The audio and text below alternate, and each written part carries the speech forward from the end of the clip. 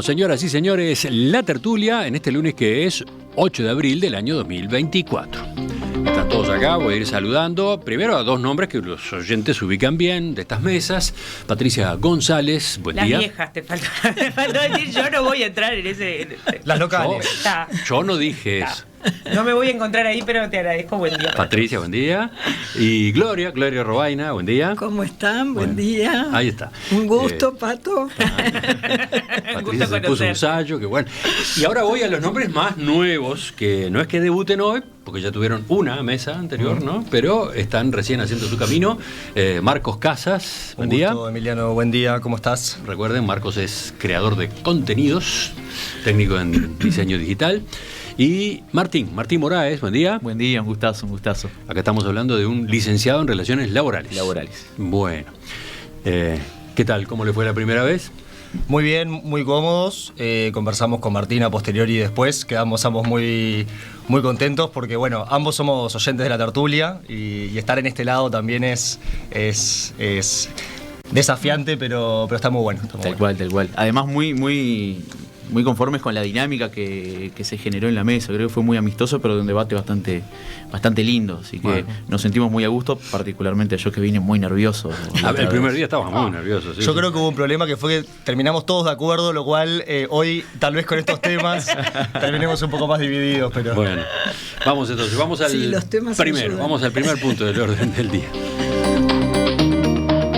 México anunció que denunciará a Ecuador ante la Corte Internacional de Justicia por el asalto policial y militar que ingresó a su embajada en Quito el viernes pasado, destinado a arrestar al ex vicepresidente Jorge Glass.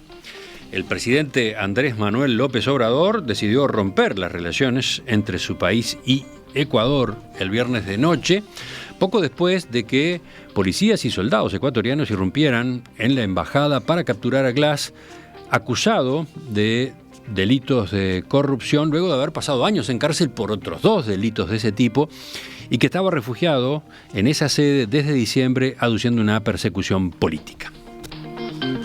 En realidad, esta crisis diplomática había tenido una señal, un prolegómeno el miércoles, cuando López Obrador planteó un paralelismo entre la violencia que marcó la campaña presidencial ecuatoriana del año 2023 y la criminalidad que se observa en México en los meses previos a los comicios que están previstos para el 2 de junio.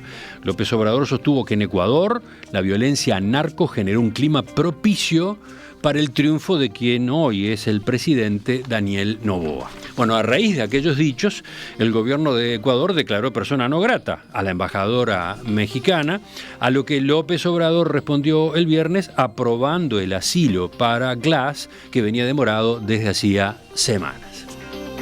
Ahora, ese mismo día viernes, cuando ya se habían producido los hechos más graves, el presidente Noboa tachó el asilo dispuesto por México como un ilícito y defendió lo que su gobierno había resuelto, el operativo policial, alegando que había existido un abuso de las inmunidades y privilegios concedidos a una misión diplomática.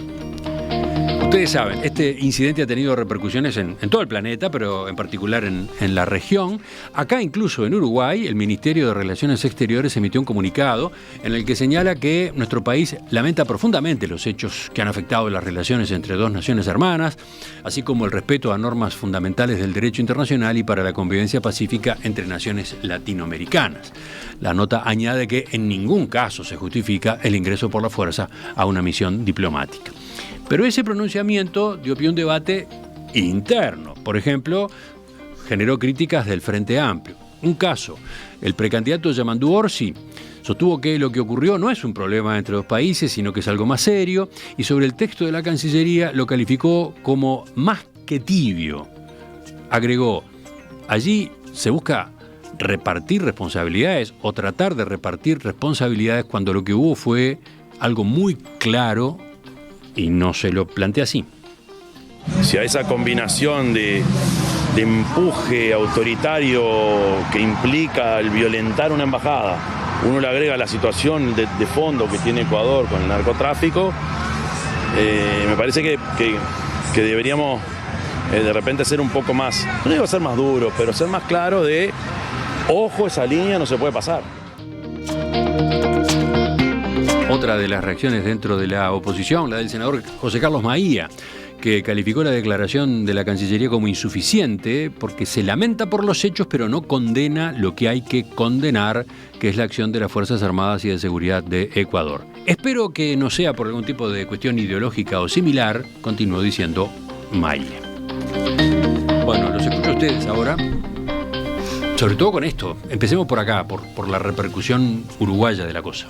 Sí, a mí me gustaría iniciar esto en el entendido de que el gobierno uruguayo llama a este hecho un ingreso, cuando en realidad yo creo que se trata más de un asalto por la fuerza, dado que fue trepando el muro, fueron policías uniformados, sin el consentimiento explícito del gobierno de México, que según el Estatuto de Caracas, en su artículo 4, es el Estado asilante, en este caso México, quien decide si el asilado tiene condiciones para hacerlo o no. Entonces, es una de las violaciones más flagrantes que hemos visto al derecho internacional, tanto del Estatuto de Viena como de la Convención de Caracas. Creo que el comunicado del gobierno uruguayo deja mucho que desear, porque no repudia, sino que intenta, generar como diálogo, como si hubiera una posible equidistancia ante uno de los peores antecedentes en la diplomacia del continente, y tampoco se solidariza el comunicado de la Cancillería uruguaya. La condena y el repudio es algo que sí, por ejemplo, hizo el gobierno de Javier Milei, que uno pensaría que en estos casos estaría bastante más radicalizado que el gobierno uruguayo. La canciller Diana Mondino sí repudió el hecho. Entonces, yo creo que el gobierno uruguayo se queda muy corto, muy tibio en un caso en donde había que ser extremadamente claro. ¿Quién sigue ahora? ¿Quién le contesta a Marcos, por ejemplo? Yo tengo un par de consideraciones. En principio creo que acá podemos discutir el cómo y el contenido, pero no el qué. Seguro acá todos estaremos de acuerdo con que hay que rechazar enfáticamente el accionar del gobierno ecuatoriano, que no tiene sustento cuanto a derecho internacional, que viola la soberanía del Estado mexicano, y que de ninguna manera podemos justificar que un Estado utilice sus fuerzas de represión para irrumpir en la misión diplomática de otro Estado. Pero yendo un poquito a lo que decía Marcos, yo por mi parte considero que la declaración de Cancillería es suficiente, es correcta, y más aún en el entendido de que estos casos, primero, son muy complejos, y segundo, influyen, nos tienen como con una responsabilidad muy grande para con el continente y las democracias. Yo creo que el comunicado uruguayo deja expreso que el gobierno de Uruguay no avala el accionar del gobierno ecuatoriano, y que busca, por su parte, la unión latinoamericana de esto, expresándose y diciendo que nosotros queremos que estos dos estados retomen sus vías diplomáticas. Yo con esto no entiendo que se busque, como dice Orsi, dividir de ninguna manera las responsabilidades. Acá la responsabilidad está muy clara. También entendemos que quizá no había lugar para el asilo político por parte de México, pero creo que esto tiene que escaparle un poquito a esta discusión que podemos tener de si sí, de quién, de qué países, de qué color y de qué signo los gobiernos, y tenemos que ir un poquito más enfocados en las discusiones que se tiene que dar Latinoamérica como continente. Es decir,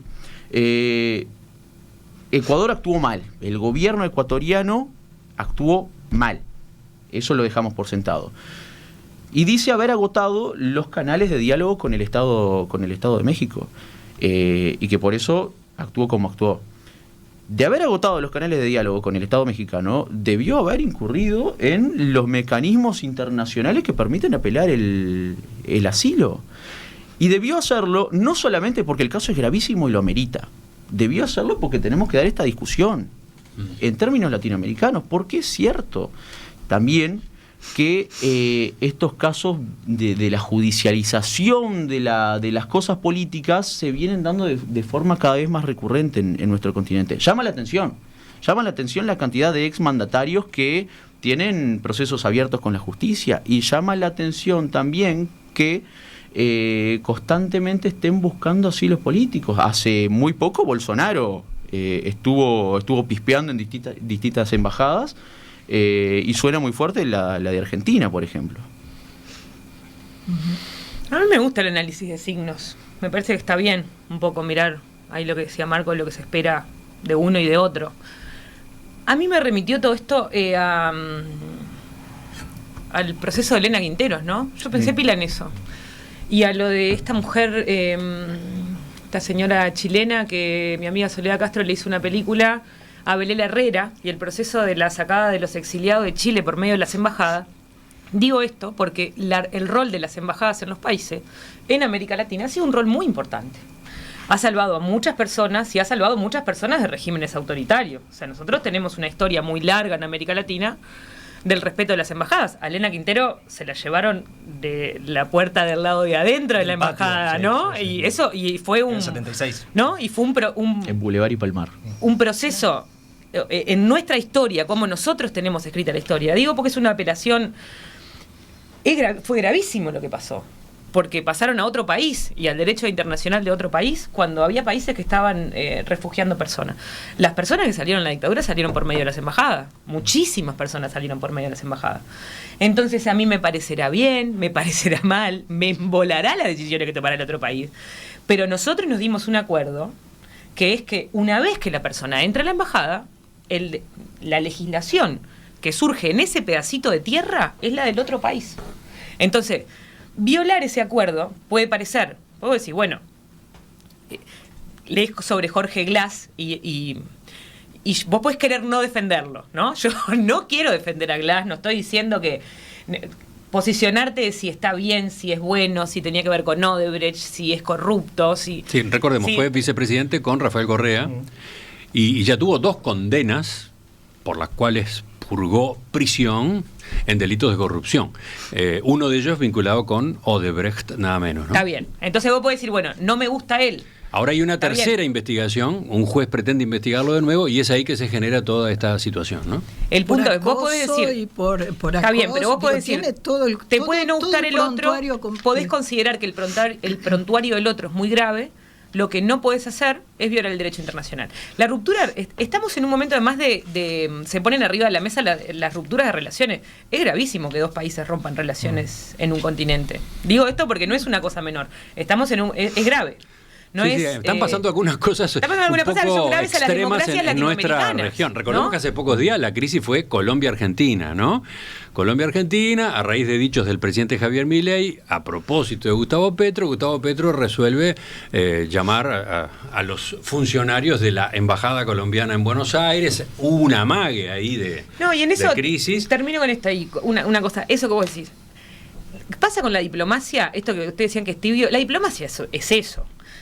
En general, tenemos que leer el documento diplomático y decir, no dice nada, porque no dicen nada concreto. Ahora, dentro de esas palabras pomposas y poco concretas, hay algo que me parece importante. Eso que dice Marcos no es lo mismo. No son la misma cosa. No son dos posiciones parecidas que están parándose en el mismo lugar. Son cosas muy distintas. Hay alguien que hace una violación muy grave y después a vos te parece horrible lo que hace México. Yo puedo estar de acuerdo o no con eso. Pero me parece que son cosas de parámetros distintos. Y Gloria, falta tu punto de vista en esta primera ronda. En el primer punto, absolutamente de acuerdo con los compañeros. Esto, digo, es inadmisible que un gobierno invada el territorio de otro estado. Digo, ¿Cuántos años hace que no veíamos un hecho como este en ningún país del mundo, ¿no? Sin duda. ¿Desde las dictaduras o capaz que en los 90? En segundo lugar, voy a discrepar profundamente con el Frente Amplio porque me parece que comparar a Glass con lo que pasó con Elena Quinteros, si bien como hecho físico... No, pero eso no lo dijo el Frente Amplio. Bueno, sí, lo dijeron dirigentes del Frente Amplio. Yo no escuché a nadie más. No, yo escuché. El comunicado del Partido Comunista menciona que es el único hecho que puede llevar a recordar algo similar. No, y Orsi creo que lo menciona también. Yo digo, escuché a voceros... Perdón, no me quería abogar la palabra del Frente Amplio, me parecía medio mucho. No, he escuchado a voceros del Frente. Digo, me parece una falta de respeto. En primer lugar, porque los personajes Elena Quinteros y Jorge Glass son absolutamente incomparables. Lo de Elena Quinteros es así, el avasallamiento hacia una dirigente política que busca refugio en una embajada y que un gobierno dictatorial entra, la saca a la fuerza. En este caso, yo creo que algo que nos estamos olvidando, alguien dice por ahí que esto no es un tema ideológico, que esto no es un tema de pelea de problemas entre países, y yo creo que sí. Digo, acá hay un tema profundamente ideológico que es, una cosa es el gobierno de Noboa, otra cosa es el gobierno de López Obrador. Digo, ejemplifican absolutamente bien las dos corrientes más fuertes políticamente hablando, que son la izquierda y la derecha. Entonces, si a esto, condenando como hay que condenar lo que hizo Ecuador, y me parece que en esto, más allá de pedirle al país o a nuestra Cancillería una declaración más fuerte o menos fuerte, me parece que acá el concierto internacional tiene que también tomar una medida fuerte con relación a esto. O sea, ¿qué va a pasar a nivel de las Naciones Unidas con lo que hizo Ecuador? ¿Qué va a pasar a nivel de otros organismos? Entonces me parece que aquí necesitamos que sí haya una sanción a Ecuador, porque el hecho es absolutamente inadmisible. Pero no podemos olvidarnos el contexto. Digo, yo me preocupé de ver la línea de tiempo en esto y qué fue lo que fue pasando. Aquí, el tema de Glass está desde diciembre como refugiado en la Embajada de México, no estaba asilado. El asilo se lo da López Obrador 2 horas antes. Bueno, sigo con la cronología. Se lo da el viernes antes de que se desencadenara el operativo. Sigo con la cronología. López Obrador, de alguna manera, interfiere en los asuntos internos de Ecuador cuando dice que el haber ganado Noboa las elecciones tiene que ver con lo que fue el asesinato Villavicencio. Entonces digo, López Obrador, en primer lugar, una jugada en la que interfiere, sí, en la política interna de Ecuador. Ecuador, que aparentemente, por lo que dicen los informes, venía tratando de negociar con México cómo podía detener o cómo podían devolverle a Jorge Glass, y estaban en esas tratativas cuando López Obrador hace esta declaración. Entonces, aquí, ¿por qué digo que es un tema ideológico? Porque evidentemente hay una oposición entre estos dos presidentes con relación a sus posturas políticas, y donde la crítica de López Obrador, cuando de alguna manera López Obrador, una hora antes, declara el asilo porque Noboa se enoja por las declaraciones que le había hecho. Digo, esto parece un juego del peor nivel de líderes políticos que están sacándose el pedazo a cada uno. Sin perjuicio de eso, ¿por qué decía que es un escándalo comparar esto con lo de Elena Quinteros? Porque Elena Quinteros tenía todos sus derechos avasallados. Y en este caso, es una persona condenada, acusada, estuvo presa, y si miramos el historial de delitos que hizo, son tremendos. Incluso se menciona a una declaración de Montevideo del año 33, y creo que está en la de Caracas también, que hay una salvedad con relación a dar o no dar el asilo en personas que hayan cometido determinado tipo de delitos. Entonces, digo... Sí, Ecuador insiste, lo que está en el juego acá son delitos comunes. Acá no hay una persecución política, ¿no? Pero además, cuando uno ve el historial de lo que fue Correa, ¿por qué Correa se fue a Ginebra y está ahí protegidito? Y cosas. Digo, se les saca... Están vinculados, son personajes vinculados a los peores negociados y acciones de corrupción de lo que han sido estos gobiernos, ¿no? Entonces, digo, en los casos más graves de corrupción están... Entonces, digo, en ese sentido, por eso, son incomparables. Elena Quinteros, absolutamente, como se dice, afectada en sus derechos, porque además era un tema político, y eso sí da lugar a un refugiado político, a este señor que tiene un prontuario que, bueno... Lula da Silva también fue acusado por coimas de Odebrecht y finalmente fue absuelto por la justicia, y hoy el día es el presidente electo de Brasil. Entonces, pero aquí hay muchos más, ¿eh? Son unos cuantos más que Lula. yo entiendo que o sea, comprendo algunas apreciaciones. Creo que podemos llegar a entrar en un circuito discursivo en el cual terminamos justificando el fin por los medios, en el sentido de que cuando una persona es asilada política no se discute el contenido de lo que está juzgándose, porque hay otro Estado, según el artículo 4 de la Convención de Caracas, que tiene la potestad para definir si esa persona es asilada o no. Es decir, el derecho internacional está por arriba del derecho interno de un país en este caso. No, pero acá el derecho internacional también aclara que hay situaciones en las cuales no está bien dar el asilo. La lectura hay que hace casos en los que la OEA, la ONU y el 90% de los países del continente es que en este caso el artículo 4 de la Convención de Caracas tiene más peso que está bien, y que actúen en consecuencia. Hay un antecedente uruguayo en esta materia, ¿no? Diciembre de 2018. Diciembre de 2018, el expresidente de Perú, Alan García, se refugia en la embajada de nuestro país en Lima. Y el gobierno de nuestro país, encabezado por el presidente Tabaré Vázquez, le niega el asilo.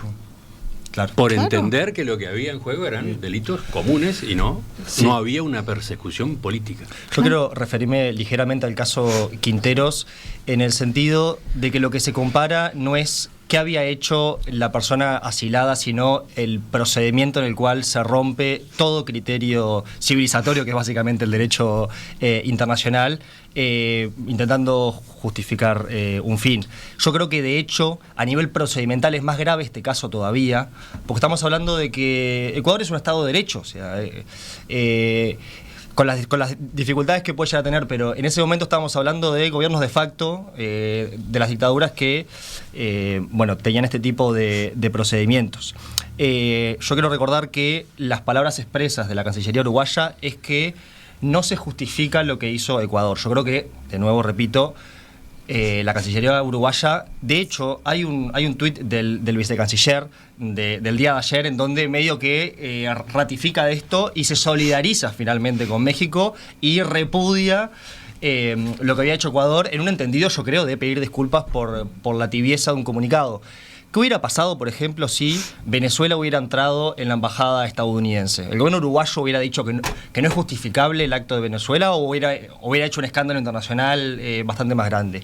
¿Qué pasaría, qué esperaría el pueblo uruguayo si la embajada uruguaya en Estados Unidos es ingresada por la fuerza y arrastran, como sucedió acá, al jefe de Cancillería? Yo quisiera, la verdad, que México, que Argentina, que Ecuador, que todos tuvieran un repudio tajante en un caso así. No fue el caso de la embajada uruguaya, que por suerte de todos modos se termina retractando, termina profundizando un poco más. La Cancillería uruguaya. De la Cancillería uruguaya, disculpas. Pero creo que quedamos en falsa escuadra y como que al final acomodamos un poco el cuerpo. Yo me voy a remitir un poquito más para atrás sobre el tema ideológico, una cortita.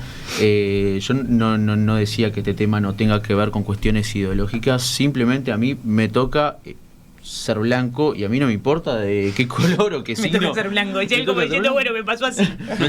Me cayó. Así, bueno, qué sé yo. A mí me toca ser blanco y no me importa el color ni del perseguidor ni del perseguido. Si tengo que condenar a uno, condeno a uno. Si tengo que condenar al otro, condeno al otro. Si tengo que condenar a los dos, pues condenaré a los dos. Si tengo que condenar a Venezuela, a Estados Unidos o a quien sea, pues lo condenaré. Porque además, por suerte, los blancos no somos internacionalistas y no tenemos un cuadro en cada país del que somos hinchas.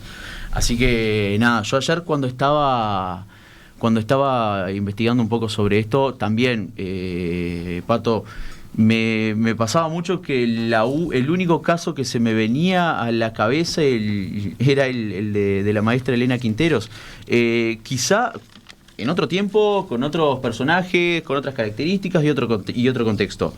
Pero sirve, yo creo que sirve el ejercicio de hacer memoria, porque también hay que entender que los pueblos no tenemos que transar con cualquier cosa, simplemente porque los gobiernos sean o no de facto. Así que creo un poco por ahí va la mano. Y después volviendo y recogiendo un poquito de lo que dice cada uno, y más allá de esto del hecho en concreto, creo que hay un fenómeno en el continente que nos tiene que impulsar a dar una discusión sobre los límites del asilo diplomático. Es decir, ¿cuál es la vara? ¿Por qué en unos casos sí, en otros casos no? Si lo hacemos, no tengo dudas de que se va a ver fortalecido el bloque regional, con tenerlo claro. Tú estás proponiendo que haya un consenso, una discusión y una unificación de criterios. ¿Entre quiénes? Vayamos a una discusión internacional que terminemos ratificando todos, en la que demos por sentado cuáles son los límites del asilo. La ONU, del la asilo declaración de la diplomático. guerra y Estados Unidos, no se puede. Ya no se puede hacer guerra a otros países. Lo que pasa es que si vos sos Estados Unidos puedes hacer lo que vos quieras en el derecho internacional. Pero podemos discutirlo. Y el Uruguay es muy bueno discutiendo cosas. Nosotros discutimos sin problema, pero después hay que cumplir las cosas que uno dice, porque si uno firma tratado y después rompe los tratados... Nosotros tenemos buena tradición con eso y tenemos que hacernos cargo de nuestras cosas. No, una cosa ahí como de preocupación es que yo que sí soy internacionalista y tengo vocación latinoamericanista, qué difícil, ¿no? Porque está difícil la construcción del nosotros. Creo que hay mucha gente tratando de construir el nosotros. Tenemos ese desafío de una construcción de un nosotros en un momento geopolítico además súper difícil, porque Europa y la movilización de tropas, Europa está en un momento complejo. Me parece que la Unión Africana viene teniendo ahí como unas señales de unificación interesante. Y América Latina, loco, no llegamos como al... Perdón la digresión. No llegamos como al punto de poder tener algunos acuerdos políticos, ¿no? Es un desafío hacer acuerdos políticos con gobiernos de signos tan distintos, es un desafío. Uh-huh. A mí me costaría hacer acuerdos con el gobierno de Milei muchísimo. ¿Es necesario? Y sí, porque necesitamos entrar en procesos, sobre todo económicos, o sea, el debate sobre cómo vamos a posicionarnos ante los materiales críticos que le dicen los europeos, el litio, el proceso del hidrógeno verde, o sea, cada uno va a hacer su plan, que es lo que estamos haciendo, ¿no? Cada uno es su negocio, el negocio sirve poco, deja poca renta, o sea, quiero decir esto, si no empezamos a construir un poco más el nosotros, avanzamos en estar cada vez más en el horno.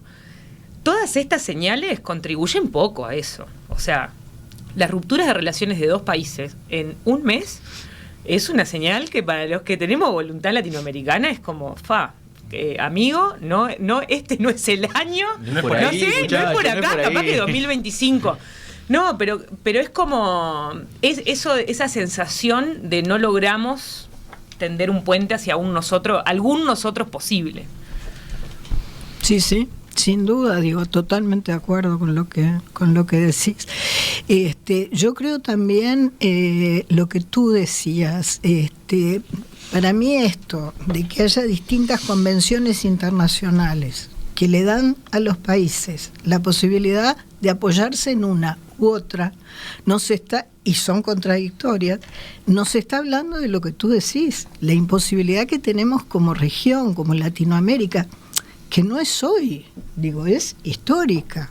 Entonces, Uruguay, ¿por cuánto tiempo se sintió fuera de Latinoamérica como la excepción, los mejores, los que teníamos todo, estaba fantástico y éramos absolutamente distintos al resto de Latinoamérica? Entonces, sin duda, esas cuestiones que han sido históricas y que han tenido razones históricas, hoy habría que reverlas, pero para llegar a tener un concierto internacional, por eso yo sigo diciendo, es absolutamente condenable lo que fue la irrupción de las Fuerzas Armadas de Ecuador en la embajada. Ahora, lo que creo es que aquí tenemos que tener criterios claros, y criterios claros que nos permitan distinguir un perseguido político de un delincuente. A mí me parece, porque lo sigo diciendo, porque sigo creyendo que en este caso, hay todo un cosa.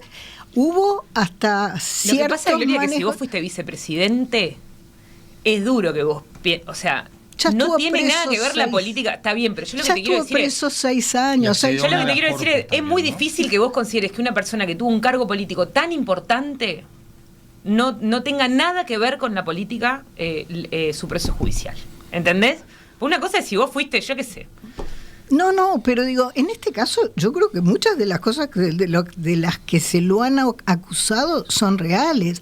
La última acusación que tiene es la de una de sus asesoras que lo está acusando por acoso y todo lo que, bueno, conocemos muy bien que ocurre en estos ámbitos. Entonces, en ese sentido, digo, yo lo único que pido es claridad de criterios y sí, insisto, totalmente de acuerdo contigo en esto. América Latina tiene que tener, porque por eso estamos como estamos con el Mercosur, con el acuerdo del Pacífico no sé qué, o sea, por eso estamos teniendo y tenemos históricamente los problemas que tenemos para la integración. Ya volvemos, seguimos en la tertulia, dejando este tema abierto sobre el cual seguramente vamos a tener otros enfoques mañana. Ahora pasamos a otro punto, pero ya de la política estrictamente uruguaya.